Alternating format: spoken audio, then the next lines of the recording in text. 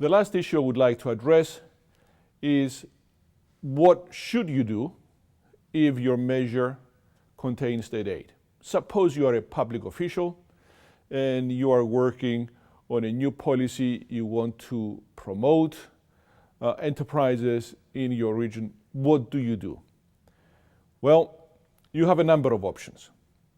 The first option is that you design your measure so that it complies with what the European Commission calls the General Block Exemption Regulation. This is a regulation that guides member states to design measures which are in conformity with state aid rules, and they can implement without any further complication, without any further formality. The other option, which is open to member states, is to notify their measure to the European Commission for individual authorization. Now, notification is a formal process, is a cumbersome process, and has to be done through the permanent representation of that particular member state. It normally is done electronically, and all the documents are submitted through a closed network. Notification means that the European Commission scrutinizes all the documents you send to them, and then in a couple of months will give you an answer.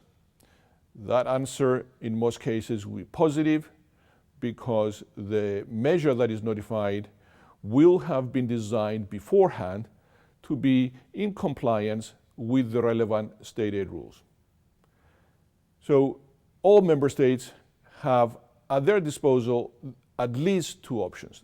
I repeat, the first option is to use the General Block Exemption Regulation or to notify a measure individually to the European Commission and obtain the authorization of the Commission. Sometimes the amount of aid which is necessary may be very small.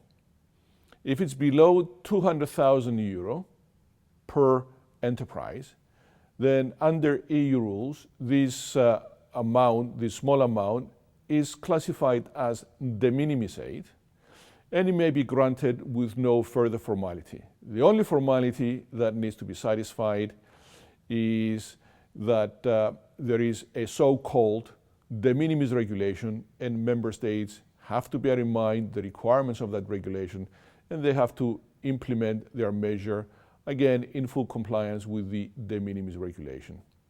So if your measure contains state aid, you may choose to limit the amount of aid to the de minimis threshold, the de minimis limit of 200,000 euro, or to use the General Block Exemption Regulation, or to notify the measure individually to the European Commission. Therefore, if your measure contains state aid, it's not the end of the world. You simply have to design it to be in conformity with the relevant rules, and then you implement according to the requirements of those rules. Thank you.